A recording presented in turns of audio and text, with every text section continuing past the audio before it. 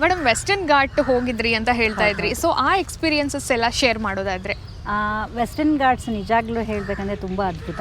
Okay, ಈಗ ಹೊಸದಾಗಿ basic ಹೋಗಬೇಕು ಅಂತ ಅನ್ಕೊಳ್ಳೋರಿಗೆ ಸೊ ಅದ್ರ ಬಗ್ಗೆ ಫಸ್ಟ್ ಸ್ವಲ್ಪ ಡೀಟೇಲ್ಸ್ ಕೊಟ್ಬಿಟ್ಟು ಆಮೇಲೆ ನೀವು ಹೇಳಬಹುದು.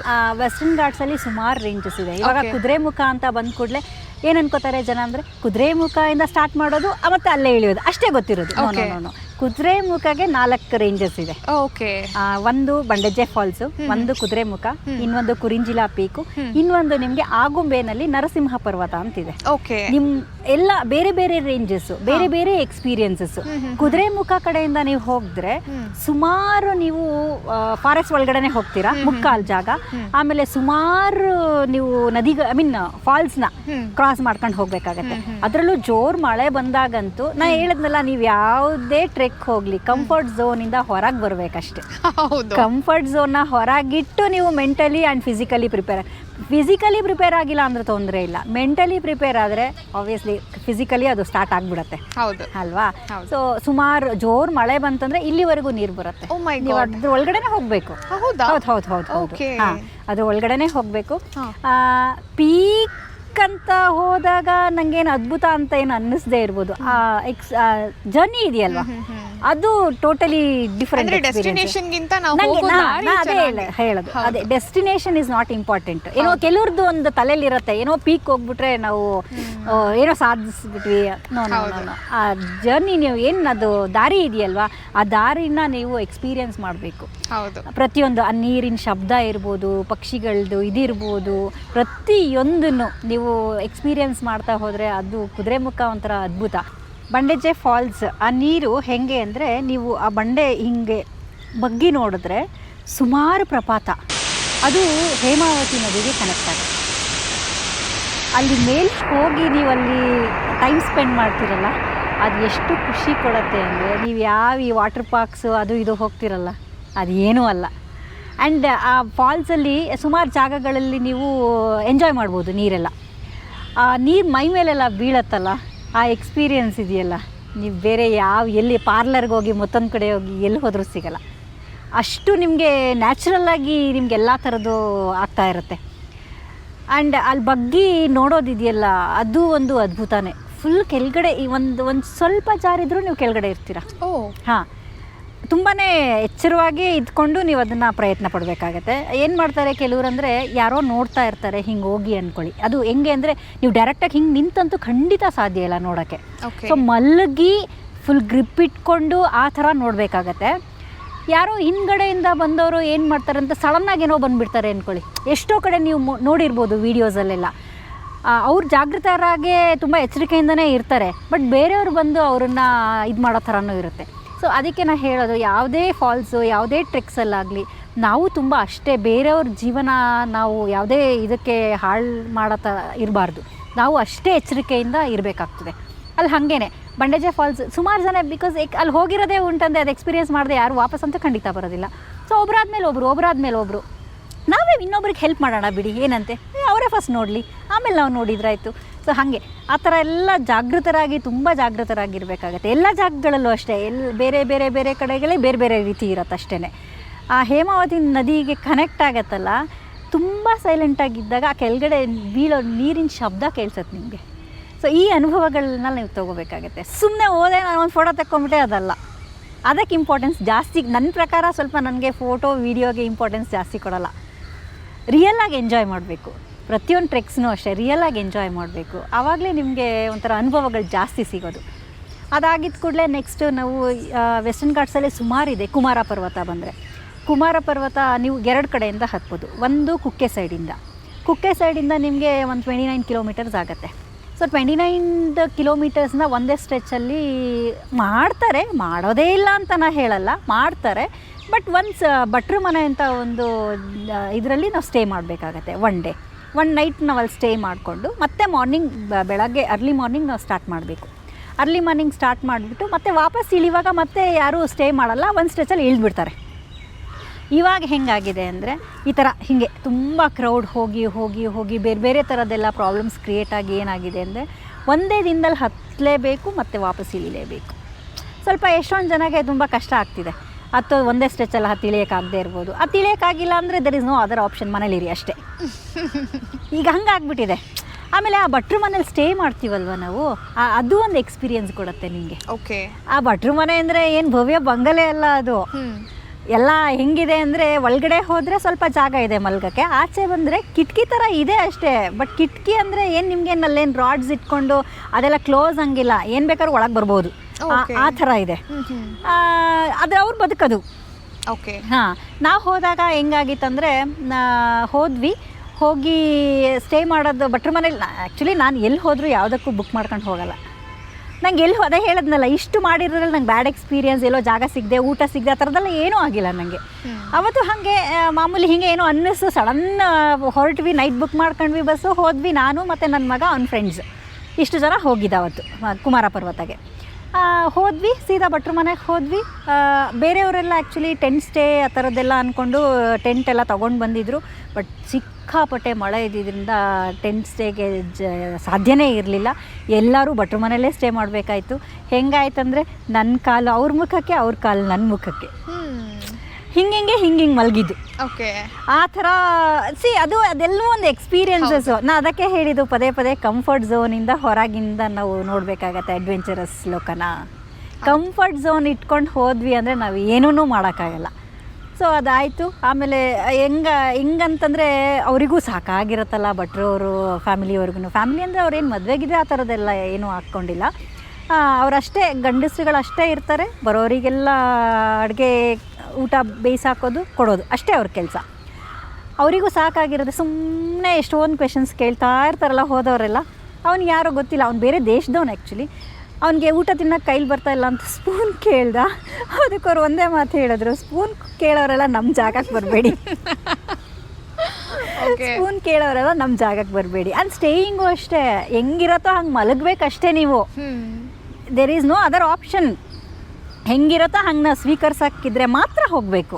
ಸೊ ಹಾಗೆ ಅದೊಂದು. ಆಮೇಲೆ ಅವ್ರು ನಮ್ಮ ಜೊತೆ ಎಲ್ಲ ಎಷ್ಟು ಚೆನ್ನಾಗಿ ಇಂಟ್ರ್ಯಾಕ್ಷನ್ ಇಟ್ಕೊಂಡಿದ್ರು ಅಂದರೆ, ಬೇರೆಯವರೆಲ್ಲ ಕೇಳ್ತಿದ್ದಾರೆ, ನಿಮ್ಗೆ ಭಟ್ರು ಮುಂಚೆಯಿಂದ ಗೊತ್ತಾ, ಅವರು ಫ್ಯಾಮಿಲಿ ಪರಿಚಯನ ನಿಮಗೆ ಅಂತೆಲ್ಲ. ಏನೂ ಇಲ್ಲ, ನಾವು ಹೆಂಗೆ ಬಿಹೇವ್ ಮಾಡ್ತೀವೋ ಅದ್ರ ಮೇಲೆ ಡಿಪೆಂಡ್ ಆಗುತ್ತೆ. ಯಾವುದು ಅಷ್ಟೇ, ನಾವು ಹೆಂಗೆ ನಡ್ಕೋತೀವೋ ಅದು ವಾಪಸ್ ಹಾಗೆ ಇರುತ್ತೆ. ಧ್ವನಿ ಹೆಂಗಿರುತ್ತೋ ಪ್ರತಿಧ್ವನಿ ಹಂಗಿರುತ್ತೆ ಅಷ್ಟೇ.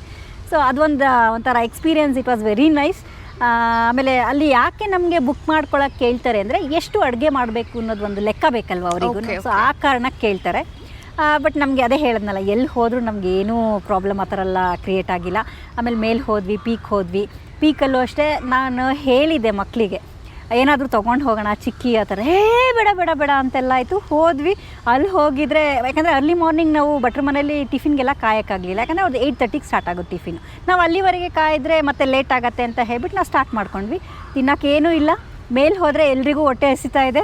ಮತ್ತು ಯಾರೋ ಒಬ್ಬ ಸೋಲೋ ಟ್ರೆಕ್ಕರು ಅವ್ನು ಬಂಡೆ ಮೇಲೆ ಕೂತ್ಕೊಂಡು ಫುಲ್ ಪ್ಯಾಕೆಟ್ ಎಲ್ಲ ಓಪನ್ ಮಾಡ್ಕೊಂಡು ಏನೋ ತಿಂತಾ ಇದ್ದ. ಇವರೆಲ್ಲ ಏನು ಮಾಡಿದ್ರು, ನಾವು ಕೇಳಿದ್ರೆ ಚೆನ್ನಾಗಿರೋದು, ನೀವು ಹೋಗಿ ಕೇಳಿ ಅಂತ. ಸರಿ ಹೋದೆ, ಕೇಳಿದೆ. ಅವನು ಎಷ್ಟು ನೀಟಾಗಿ ಎತ್ಕೊಟ್ಟ ಅಂದರೆ, ತೊಗೊಳ್ಳಿ ಮೇಡಮ್ ಅಂತೇಳಿ. ಕೆಲವೊಂದನ್ನೆಲ್ಲ ನಿಜವಾಗ್ಲೂ ಮರೆಯೋಕ್ಕಾಗಲ್ಲ. ಹೌದು. ಯಾಕಂದರೆ ಪಕ್ಕದಲ್ಲೇ ಕೂತ್ಕೊಂಡು ನಮಗೆ ಗೊತ್ತಿರೋರೇನೆ ಒಂದು ಲೋಟ ನೀರು ಕೊಡೋಕ್ಕೆ ಯೋಚನೆ ಮಾಡ್ತಾರೆ. ನಿಜ. ಅಂಥದ್ರಲ್ಲಿ ನಿಮಗೆ ಬೆಟ್ಟದ ಮೇಲೆ ಯಾರೋ ಅದೆಲ್ಲ ಕೊಟ್ಟ ಅಂತಂದಾಗ ಅದನ್ನು ಮರಿಬಾರ್ದು ಆ್ಯಕ್ಚುಲಿ. ಹೌದು. ಸೊ ಹಾಗೆ ಒಂಥರ ಆ ಥರದ್ದು ಎಕ್ಸ್ಪೀರಿಯನ್ಸಸ್ ಹೇಳೋಕ್ಕೋದ್ರೆ ತುಂಬ ಇದೆ. ಆಮೇಲೆ ಕೊಡಚಾದ್ರಿ ಹೋಗಿದ್ವಿ. ಕೊಡಚಾದ್ರಿ ಬಂದು ಹೆಂಗೆ ಅಂದರೆ, ನಿಮಗೆ even that is also forest ಟ್ರೆಕ್ಕೆ. ಓಕೆ. ಅದು ಜೀಪ್ನಲ್ಲಿ ಹೋಗ್ಬೋದು ನೀವು, ಅದೇನು ತೊಂದರೆ ಇಲ್ಲ. ಬಟ್ ಜೀಪಲ್ಲಿ ಹೋಗೋ ಎಕ್ಸ್ಪೀರಿಯನ್ಸೇ ಬೇರೆ, ನಿಮಗೆ ಟ್ರೆಕ್ ಮಾಡೋ ಎಕ್ಸ್ಪೀರಿಯನ್ಸೇ ಬೇರೆ. ಟ್ರೆಕ್ ಅಂತ ಬಂದಾಗ ನೀವು ಒಂದು ಫಾಲ್ಸ್ ಸಿಗತ್ತೆ. ಆ ಫಾಲ್ಸಲ್ಲಿ ನೀವು ಎಂಜಾಯ್ ಮಾಡ್ಕೊಂಡು ಮತ್ತೆ ಹತ್ತುತ್ತೀರ. ಮತ್ತೆ ಹತ್ತುವಾಗ ಏನಾಯ್ತಂದರೆ, ಹೀಗೆ ಇದೇ ಥರ ಮರಗಳೆಲ್ಲ ಇತ್ತು. ಅದನ್ನು ಆ ಫಾಲ್ಸಿಂದ ನೆಕ್ಸ್ಟ್ ನೀವು ಪಾಸ್ ಆಗಬೇಕಂದ್ರೆ ಹೀಗೆಲ್ಲ ಮರಗಳನ್ನ ಇಟ್ಕೊಂಡು ಹತ್ತಬೇಕಾಗತ್ತೆ. ಅದು ನಾನು ಹಿಂಗೆ ಇಟ್ಟಿದ್ದೀನಿ, ಅಲ್ಲಿ ವೈಪರ್ ಸುತ್ಕೊಂಡ್ಬಿಟ್ಟಿದೆ. ನನಗೆ ಗೊತ್ತಿಲ್ಲ ಅದು ಮರದ ಕಲರೇ ಇದೆ. ನಾನು ಅದ್ರದ್ದು ಇದೇ ಗಮನನೇ ಇಲ್ಲ ನಂಗೆ. ಆ್ಯಕ್ಚುಲಿ ಹಿಂಗೆ ಇಟ್ಟಿದ್ದೀನಿ ಕೈ, ಆಮೇಲೆ ಹಿಂದ್ಗಡೆಯವರೆಲ್ಲ ಕಿಸ್ತಾ ಇದ್ದಾರೆ. ನಾನು ಗಾಬರಿನೂ ಆಗಲಿಲ್ಲ, ಯಾಕಂದರೆ ಗಾಬರಿ ಆಗಿ ಹಿಂದೆ ಬಿದ್ದರೆ ಕೆಳಗೆ ಬೀಳ್ತೀನಿ. ಅಥವಾ ಅದಕ್ಕೆ ತೊಂದರೆ ಮಾಡಿದರೆ ಅದು ಗಾಬರಿ ಆಗುತ್ತೆ. ನಾನು ಏನೂ ಮಾಡಿಲ್ಲ, ನೀವು ಕಿಚ್ಚೋದು ನಿಲ್ಲಿಸಿ ಫಸ್ಟ್ ಅಂತ ಹೇಳಿ ಆಮೇಲೆ ಹಂಗೆ ಹೋದೆ, ಅದು ಅದ್ರ ಪಾಡಿಗಿತ್ತು. ಸೊ ಈ ಥರದ್ದನ್ನೆಲ್ಲ ನಾವು ಈಗ ಗಾಬರಿ ಆಗೋದು, ಅದನ್ನೇನೋ ಇದನ್ನು ಮಾಡೋದು, ಆ ಥರದ್ದೆಲ್ಲ ಟ್ರೆಕ್ಸಲ್ಲಿ ಇವೆಲ್ಲ ಕಾಮನ್ ಆ್ಯಕ್ಚುಲಿ. ಏನಿದೇನು ನಂದು ದೊಡ್ಡ ಏನು ಇದು ಅಂತ ಎಕ್ಸ್ಪೀರಿಯನ್ಸ್ ಅಂತ ಹೇಳ್ತಾ ಇಲ್ಲ, ಇದೆಲ್ಲ ಕಾಮನ್ ಇರುತ್ತೆ. ಸೊ ಇದನ್ನೆಲ್ಲ ಫೇಸ್ ಮಾಡ್ಕೊಂತ ಪ್ರತಿಯೊಂದು ಟ್ರೆಕ್ಸಲ್ಲೂ ನೀವು ಬೇರೆ ಬೇರೆ ಥರ ಎಕ್ಸ್ಪೀರಿಯೆನ್ಸ್ ಮಾಡ್ತೀರಾ. ಈ ಕುಕ್ಕೆಯಿಂದ ನೀವು ಟ್ರೆಕ್ ಮಾಡ್ತೀರಲ್ವಾ, ಇದು ಕುಮಾರ ಪರ್ವತಗೆ ಮೆಡೋಸಲ್ಲಿ ಹೋಗ್ತೀರಾ ನೀವು. ಅಲ್ಲಿ ಮಧ್ಯದಲ್ಲಿ ಒಂದು ಕಲ್ಲು ಮಂಟಪ ಸಿಗತ್ತೆ. ಆ ಜಾಗ ಹೆಂಗಿದೆ ಅಂದರೆ, ನನಗೆ ಪೀಕಿಗೆ ಹೋಗಿದ್ದಕ್ಕಿಂತ ಆ ಕಲ್ಲು ಮಂಟಪದ ಜಾಗ ಮತ್ತು ಶೇಷ ಪರ್ವತ ಅಂತ ಒಂದಿದೆ. ಆ ಶೇಷ ಪರ್ವತ ಅದು ಟೋಟಲಿ ನಿಮಗೆ ಆ ಎಕ್ಸ್ಪೀರಿಯೆನ್ಸ್ ಬೇರೆಯೇ ಥರ ಇದೆ, ಬೇರೆಯೇ ಲೋಕ. ನಂಗೆ ಪೀಕಿಗೆ ಹೋದಾಗ ಏನೂ ಅನ್ನಿಸ್ಲಿಲ್ಲ, ಟು ಬಿ ಫ್ರ್ಯಾಂಕ್ ಏನೂ ಅನ್ನಿಸ್ಲಿಲ್ಲ ನನಗೆ. ಆಮೇಲೆ ಇನ್ನೊಂದು ನಿಮಗೆ ಸೋಮವಾರಪೇಟೆ ಕಡೆಯಿಂದ ಒಂದು ಜಾಗ, ಅದು ಒಂದು ಕಡೆ ಹತ್ತೋದು, ಅದು ದಟ್ ಈಸ್ 7 ಕಿಲೋಮೀಟರ್ಸ್ ಟ್ರೆಕ್. ಅದು ಆರಾಮ್ಸೆ ಹತ್ಬೋದು, ಅದೇನು ತೊಂದರೆ ಇಲ್ಲ. ಬಟ್ ಅದು ನೀವು ಫಾರೆಸ್ಟಲ್ಲೇ ಹತ್ತೋದು. ಇದು ಮೆಡೋಸಲ್ಲಿ ಹತ್ತುತ್ತೀರಾ, ಅದು ಫುಲ್ ಫಾರೆಸ್ಟ್ ಇದೆ. ಅದು ಟೋಟಲಿ ಅದು ಬೇರೆ ಎಕ್ಸ್ಪೀರಿಯೆನ್ಸು, ಅದು ತುಂಬ ಚೆನ್ನಾಗಿದೆ.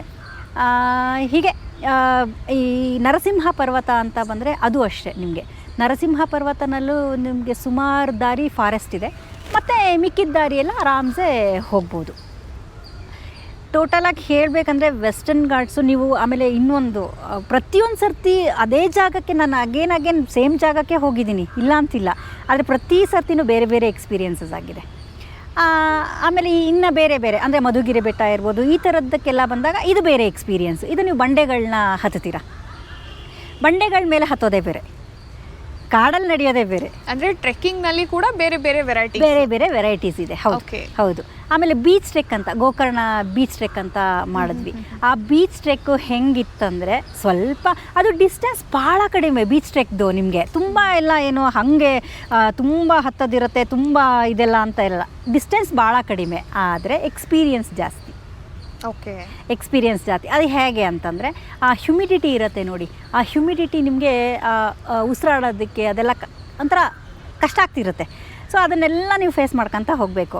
ಆ ಫೇಸ್ ಮಾಡ್ಕೊತ ಹೋದರೆ ನಿಮಗೆ ಸ್ಕಿನ್ನು ಹೆಂಗೆ ಗ್ಲೋ ಆಗುತ್ತೆ ಅಂದರೆ, ನೀವು ಯಾವ ಪಾರ್ಲರು ಬೇಡ, ಆ ಹ್ಯುಮಿಡಿಟಿನೇ ನಿಮ್ಮದೆಲ್ಲ ಕಲ್ಮಶಗಳನ್ನ ತೆಗೆದಾಕ್ತಾ ಇರುತ್ತೆ.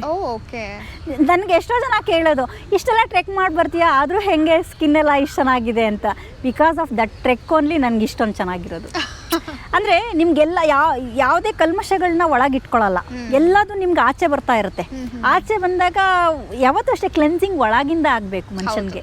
ನೀವು ಪಾರ್ಲರಿಗೆ ಹೋಗಿ ಆ ಟೈಮಿಗೆ 2-3 ಡೇಸಿಗೆ ಗ್ಲೋ ತೊಗೊಳೋದಲ್ಲ, ಕ್ಲೆನ್ಸಿಂಗ್ ಒಳಗಿಂದ ಆಗಬೇಕು ಯಾವತ್ತೂ ಮನುಷ್ಯನಿಗೆ. ಹಂಗೆ ಫುಡ್ ಸಿಸ್ಟಮ್ನು ಹಾಗೆ ಚೆನ್ನಾಗಿ ಇಟ್ಕೋಬೇಕಾಗತ್ತೆ. ನಾನು ಯಾವಾಗಲೂ ನ್ಯಾಚುರೋಪತಿ ಫಾಲೋಯರು. ನಾನು ಯಾವಾಗಲೂ ಶಾಂತಿವನ ಧರ್ಮಸ್ಥಳ ಅಲ್ಲಿ ಹೋಗ್ತಾ ಇದ್ದೆ. ಇವಾಗ ಅದೇ ನ್ಯಾಚುರೋಪತಿ ಇದು ನಮಗೆ ಸೋಲೂರಲ್ಲಾಗಿದೆ, ಸೊ ಅಲ್ಲಿ ಹೋಗ್ತಾ ಇರ್ತೀನಿ. ಅದೆಲ್ಲ ಒಂಥರ ಈ ಟ್ರೆಕ್ಕಿಂಗಿಗೆ ಅದು ಒಂದು ನನಗೆ ಹೆಲ್ಪಿಂಗ್ ಇದಿದೆ. ಯಾಕಂದರೆ ಬಾಡಿನ ಚೆನ್ನಾಗಿ ಇಟ್ಕೊಳ್ದೆ ನಾವೇನೂ ಮಾಡೋಕ್ಕಾಗಲ್ಲ. ಯಾವುದೇ ವಿಷಯಕ್ಕೆ ತೊಗೊಳ್ಳಿ, ನಾವು ಬಾಡಿನ ಚೆನ್ನಾಗಿ ಇಟ್ಕೋಬೇಕು, ಆಹಾರ ಪದ್ಧತಿನ ಚೆನ್ನಾಗಿ ಇಟ್ಕೋಬೇಕು. ಹಾಗಾಗಿ ನನಗೆ ಈ ಬೀಚ್ ಟ್ರೆಕ್ ಅನ್ನೋದು ಹೆಂಗೆ ಎಷ್ಟು ಚಂದ ಅನ್ನಿಸ್ತು ಅಂದರೆ, ಡಿಸ್ಟೆನ್ಸ್ ಕಡಿಮೆ ಇದ್ರೂ ಎಕ್ಸ್ಪೀರಿಯೆನ್ಸ್ ಜಾಸ್ತಿ. ಮೇಡಮ್, ಇವಾಗ ತುಂಬ ಜನ ಏನಾಗಿದೆ ಅಂದರೆ ಸೋಷಿಯಲ್ ಮೀಡಿಯಾಸ್ ಎಲ್ಲ ನೋಡಿ ಟ್ರೆಕ್ಕಿಂಗ್ಗೆ ಹೋಗಬೇಕು ಅಂತ ತುಂಬ ಜನ ಬರ್ತಾ ಇದ್ದಾರೆ. ಸೊ ಅದ್ರ ಬಗ್ಗೆ ನಿಮ್ಮ ಒಪಿನಿಯನ್? ಅದ್ರ ಬಗ್ಗೆ ಒಪಿನಿಯನ್ ಅಂತ ಕೇಳೋದಾದರೆ, ಟ್ರೆಕ್ ಮಾಡಿ, ಸೋಷಿಯಲ್ ಮೀಡಿಯಾ ನೋಡಿ ಮಾಹಿತಿ ತಿಳ್ಕೊಳ್ಳಿ, ಟ್ರೆಕ್ ಮಾಡಿ. ಆದರೆ ಆ ಟ್ರೆಕ್ನ ಹೆಂಗೆ ಮಾಡಬೇಕು ಅಂದರೆ, ನೀವು ನೇಚರ್ಗೆ ಏನೂ ದಯವಿಟ್ಟು ತೊಂದರೆ ಮಾಡಬೇಡಿ. ನೇಚರಿಗೂ ಅಷ್ಟೇ ಮತ್ತು ಬೇರೆ ಜನಗಳಿಗೂ ಅಷ್ಟೇ. ಏನಾಗುತ್ತೆ ಅಂದರೆ, ಎಷ್ಟೊಂದು ಟ್ರೆಕ್ಸಲ್ಲಿ ನಾನು ಸುಮಾರು ಈಗ ಮಲೆ ಮಹದೇಶ್ವರನ ಬೆಟ್ಟ ಈ ಥರ ಎಲ್ಲ ಟ್ರೆಕ್ ಮಾಡಿದಾಗ ಏನಾಯ್ತಂದರೆ, ಫುಲ್ ಟೇಪ್ ರೆಕಾರ್ಡರೆಲ್ಲ ಇಟ್ಕೊಂಡು ಸಾಂಗ್ಸ್ ಎಲ್ಲ ಆನ್ ಮಾಡಿಕೊಂಡು ಆ ಥರ ಬೇರೆಯವ್ರಿಗೆ ಭಾಳ ತೊಂದರೆ ಆಗುತ್ತವೆಲ್ಲ. ನಿಮಗದು ಖುಷಿ ಕೊಡ್ಬೋದು, ಖಂಡಿತ ಹೌದು. ಆದರೆ ಬೇರೆಯವ್ರನ್ನ ನೀವು ಬೇರೆಯವ್ರದನ್ನು ಇದನ್ನು ಹಾಳು ಮಾಡಿಕೊಂಡು ನೀವೇನೋ ಮಾಡ್ತಾಯಿದ್ದೀವಿ ಅಂತ ಮಾಡೋದು ಅದು ತಪ್ಪಲ್ವ. ಮತ್ತು ಪ್ರಾಣಿಗಳಿಗೂ ಅದು ಹಿಂಸೆ ಅನ್ನಿಸ್ಬೋದು, ಆ ಥರದ್ದು ಶಬ್ದ ಅದೆಲ್ಲ. ಬಿಕಾಸ್ ಅದ್ರ ಪ್ರಪಂಚನೇ ಬೇರೆ ಇರುತ್ತೆ. ನಾವು ಆ ಪ್ರಪಂಚಕ್ಕೆ ಹೊಂದ್ಕೊಂಡು ಹೋಗೋದಾದರೆ ಮಾತ್ರ ಹೋಗಬೇಕು ಟ್ರೆಕ್ನ, ಬೇರೆಯವ್ರಿಗೆ ತೊಂದರೆ ಮಾಡಿ ಹೋಗೋದಲ್ಲ. ಆ್ಯಂಡ್ ಇನ್ನೊಂದು ವಿಷಯ, ಪ್ಲಾಸ್ಟಿಕ್ ಈಗಂತೂ ಪ್ಲಾಸ್ಟಿಕ್ ಅನ್ನೋದು ಎಲ್ಲ ಕಡೆ ಹರಡ್ಬಿಟ್ಟಿದೆ. ಆ ಪ್ಲಾಸ್ಟಿಕ್ಕನ್ನು ನಾವು ಹೆಂಗೆ ಅಂದರೆ, ನಮಗೆ ಚೆಕ್ ಪೋಸ್ಟಲ್ಲೆಲ್ಲ ಎಲ್ಲದನ್ನು ಚೆಕ್ ಮಾಡ್ತಾರೆ. ಸೊ ಅದರದ್ದೆಲ್ಲ ಒಂದು ಸ್ವಲ್ಪ ಮಾಹಿತಿ ಇಟ್ಕೋಬೇಕು. ನಾವೇನೇ ಚಿಕ್ಕೀಸ್ ತೊಗೊಂಡೋಗ್ಲಿ, ಏನೇ ತೊಗೊಂಡೋಗ್ಲಿ, ನಾವು ಮನೆಯಿಂದನೇ ಆ ಪ್ಲಾಸ್ಟಿಕ್ ಏನಿರುತ್ತಲ್ಲ ಅದೆಲ್ಲ ತೆಗೆದಾಕಿ ಒಂದು ಡಬ್ಬಕ್ಕೆ ಹಾಕೊಂಡು ಹೋಗ್ಬೇಕಾಗ್ತದೆ. ಅಲ್ಲಿ ಹೋಗಿ ಅದನ್ನು ತೆಗಿ, ಆಮೇಲೆ ಅವ್ರು ಏನು ಮಾಡ್ತಾರೆ ಗೊತ್ತಾ, ಅವ್ರಿಗೆ ಎಷ್ಟಂತ ನೋಡ್ತಾರೆ ದಿನಕ್ಕೆ. ಸೊ ಟೋಟಲಿ ಅವ್ರು ತೆಗೆದು ಈ ಕಡೆ ಇಟ್ಟೇ ಬಿಡ್ತಾರೆ. ನಮ್ಗೆ ಅಲ್ಲಿ ಓಪನ್ ಮಾಡಿ ಸಪ್ರೇಟ್ ಡಬ್ಬಕ್ಕೆ ಹಾಕ್ಕೊಳ್ಳೋಕೆ ಅದಕ್ಕೆಲ್ಲ ಬಿಡೋದು ಇಲ್ಲ. ನಮ್ಮ ಹತ್ರ ಅಲ್ಲಿ ಡಬ್ಬ ಇರೋದು ಇಲ್ಲ, ನಾವು ಮಾಹಿತಿನೇ ಇಲ್ಲ ಅಂದರೆ ಡಬ್ಬನೇ ಇರಲ್ಲ ಅಲ್ವಾ. ಸೊ ಅದೆಲ್ಲ ಆ ಥರದ್ದೆಲ್ಲವನ್ನು ಕೆಲವೊಂದು ತಿಳ್ಕೊಂಡು ಆಮೇಲೆ ಗ್ರೂಪ್ ಬರ್ತೀರಾ. ಗ್ರೂಪ್ ಬಂದಾಗ ಏನಾಗತ್ತೆ ಅಂದರೆ ಬೇರೆ ಬೇರೆ ಥರದ್ದು ಆ್ಯಕ್ಟಿವಿಟೀಸ್ ಎಲ್ಲ ಆಗತ್ತೆ. ಅದೆಲ್ಲ ತಪ್ಪು ನನ್ನ ಪ್ರಕಾರ. ಅಂದರೆ ಬೇರೆಯವ್ರಿಗೆ ತೊಂದರೆ ಮಾಡಿಬಿಡಿ, ನೀವು ಏನು ಬೇಕಾದರೂ ಮಾಡ್ಕೊಳ್ಳಿ ಹೊರಗಡೆ, ಅದನ್ನು ಹೇಳೋಕ್ಕೆ ನಾನ್ಯಾರು ಅಲ್ಲ. ಆದರೆ ಸಾರ್ವಜನಿಕ ಜಾಗ, ಅದರಲ್ಲೂ ಈ ಥರದ ಜಾಗಗಳಿಗೆ ಬಂದಾಗ ಸ್ವಲ್ಪ ಆ ಬಿಹೇವಿಯರೆನ್ಸ್ನ ಚೆನ್ನಾಗಿಟ್ಕೊಳ್ಳಿ ಅಂತ ಕೇಳ್ಕೊಳಕ್ಕೆ ಇಷ್ಟಪಡ್ತೀನಿ. ಮೇಡಮ್, ಇಷ್ಟೊಂದೆಲ್ಲ ನೀವು ಟ್ರೆಕ್ಕಿಂಗ್ ಮಾಡ್ತಾ ಇದ್ದೀರಾ, ಜೊತೆಗೆ ನಿಮಗೆ ಫ್ಯಾಮಿಲಿ ಇದೆ, ರೆಸ್ಪಾನ್ಸಿಬಿಲಿಟೀಸ್ ಇದೆ, ಆದರೆ ಇದನ್ನು ಪ್ಯಾಷನ್ನಾಗಿ ತೊಗೊಂಡು ಅದನ್ನು ತುಂಬ ಎಂಜಾಯ್ ಮಾಡ್ತಾ ಇದ್ದೀರಾ. ಸೊ ಸಾಕಷ್ಟು ಲೇಡೀಸ್ ಮದುವೆ ಆದಮೇಲೆ ಮನೇಲೇ ಕುತ್ಕೊಂಡು ಬಿಡ್ತಾರೆ, ಯಾವುದೇ ಆ್ಯಕ್ಟಿವಿಟೀಸಲ್ಲಿ ಅವರು ತೊಡಗಿಸ್ಕೊಳ್ಳೋದಿಲ್ಲ. ಸೊ ಆ ಥರ ಲೇಡೀಸ್ಗೆಲ್ಲ ಏನು ಮೆಸೇಜ್ ಕೊಡ್ತೀರಾ?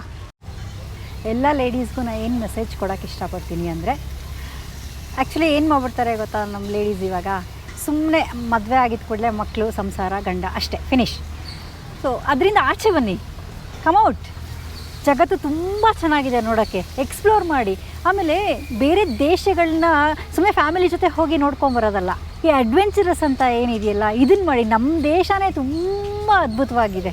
ಅದರಲ್ಲೂ ನಮ್ಮ ವೆಸ್ಟರ್ನ್ ಘಾಟ್ಸ್ ಅಂತ ನೀವೆಲ್ಲ ನೋಡಿಬಿಟ್ರಂತೂ ನಿಜವಾಗ್ಲೂ ಒಂದು ಸತಿ ನೀವು ಎಕ್ಸ್ಪೀರಿಯನ್ಸ್ ಏನಾದರೂ ಮಾಡಿಬಿಟ್ರೆ ನೆಕ್ಸ್ಟ್ ಯಾವುದು ನೀವು ನಂಬಲ್ಲ. ನಾನು ಎಷ್ಟೊಂದು ಕಡೆ ಎವ್ರಿ ವೀಕೆಂಡ್ ಟ್ರೆಕ್ ಮಾಡಿದ್ದೀನಿ, ಪ್ರತಿ ವೀಕೆಂಡು.